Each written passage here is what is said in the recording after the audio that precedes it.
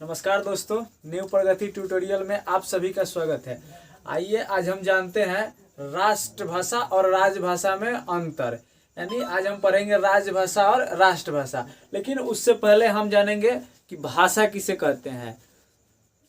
तो भाषा हम उसे कहते हैं कि जब दो व्यक्ति आपस में अपने विचारों को मतलब लिख कर और बोल कर एक दूसरे के साथ प्रकट करे या शेयर करे, उसे हम भाषा कहते हैं। भाषा दो प्रकार का होता है, एक मौखिक भाषा और एक लिखित भाषा।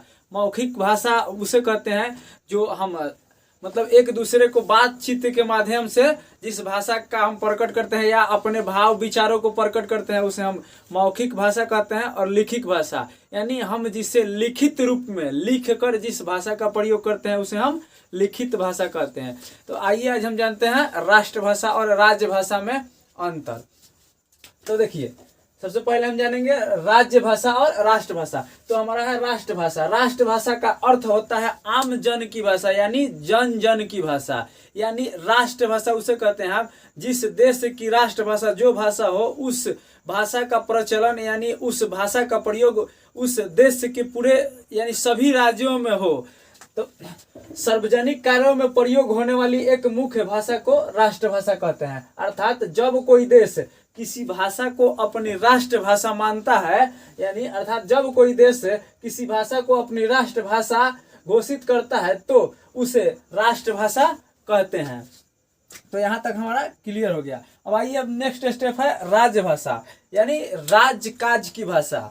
राजभाषा उसे कहते हैं यानी उस राज्य की सभी सरकारी कार्यों में यानी समाचार पत्रों में उसी भाषा का उल्लेख हो, उसे हम राज्य भाषा कहते हैं।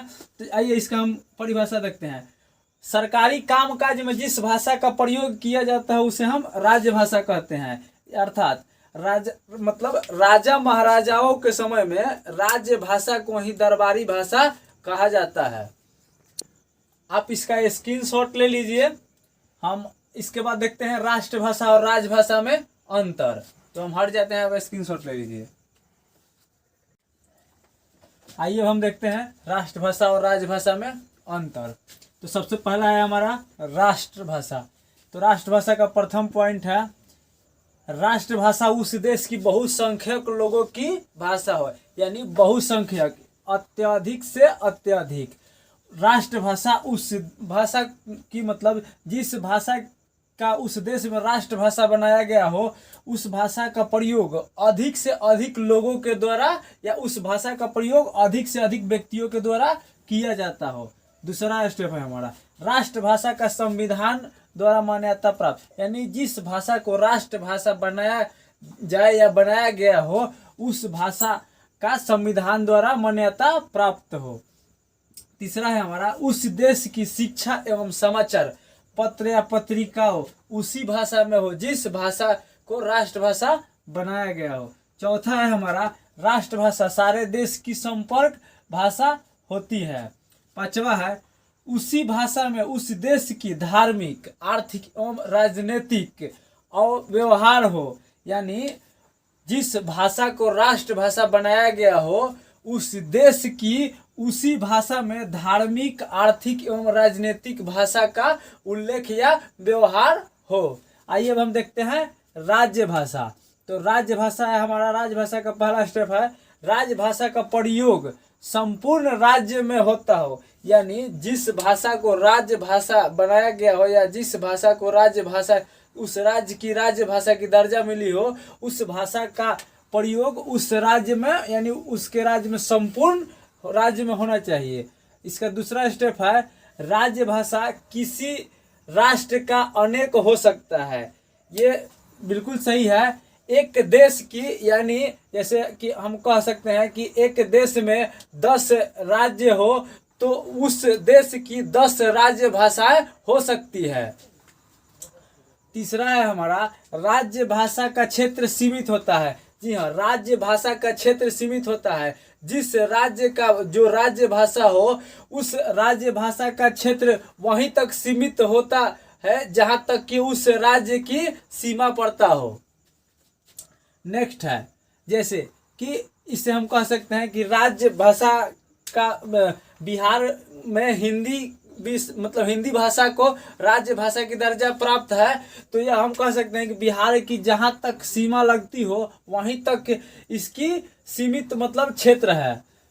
चौथा है हमारा, उस राज्य की सभी समाचार पत्रिकाओं एवं सरकारी कार्यालयों में प्रयोग किया जाता हो। जैसे कि जिस भाषा को उस राज्य की राजभाषा बनाया गया हो, तो उसी भाषा में उस राज्य की समाचार पत्रिकाएं एवं सभी सरकारी कार्यालयों में उस भाषा का प्रयोग किया जाता हो। जैसे कि हम कह सकते हैं कि बंगाल की राज्य भाषा बांग्ला है, तो बंगाल में सभी सरकारी कार्यालय एवं समाचार पत्रिकाओं में बंगाली भाषा का प्रयोग किया जाता है। जैसे कि बिहार में हिंदी, बिहार का राज्य भाषा हिंदी है, तो बिहार की सभी सरकारी कार्यालयों में एवं समाचार पत्रिकाओं में हिंदी भाषा का प्रयोग किया जाता है। पांचवा है हमारा कि राज्य भाषा कोई भी भाषा हो सकता है। बिल्कुल ये हो सकता है, ये कोई जरूरी नहीं है कि राज्य भाषा केवल हिंदी ही हो। राज्य भाषा कोई भी भाषा हो सकता है। राज्य भाषा इंग्लिश भी हो सकता है, हिंदी भी हो सकता है, उर्दू भी हो सकता है, कुछ भी हो सकता है। यानी कोई भी भाषा राज्य, उस राज्य की राज्य भाषा हो सकता है। आइए हमारा बहुत ही महत्वपूर्ण मतलब टॉपिक है, या बहुत ही महत्वपूर्ण लाइन कह सकते हैं। 14 सितंबर सन 1949 को हिंदी भाषा को राज्य भाषा की दर्जा प्राप्त हुई। कब? तो 14 सितंबर 1949 को हिंदी भाषा को राज्य भाषा के रूप में स्वीकृत किया गया। तब से प्रत्येक वर्ष 14 सितंबर को ही हिंदी दिवस के रूप में हम मनाते हैं। तो यह भी क्वेश्चन बहुत बार पूछता है कि हिंदी दिवस किस तिथि को मनाते हैं, तो 14 सितंबर को मनाते हैं, क्योंकि 14 सितंबर सन 1949 को ही हिंदी को राज्य भाषा की स्वीकृति यानी राज्य भाषा की दर्जा प्राप्त हुई थी। तो यदि यह वीडियो आपको अच्छा लगा हो तो अपने दोस्तों में ज़्यादा से ज़्यादा शेयर करें, लाइक करें, और इसमें यदि कोई त्रुटि हो तो आप कमेंट जरूर करें। और यदि हमारे चैनल पे आप नए हैं तो हमारे चैनल को सब्सक्राइब करें एवं अपने दोस्तों को सब्सक्राइब करने के लिए बोले। धन्यवाद।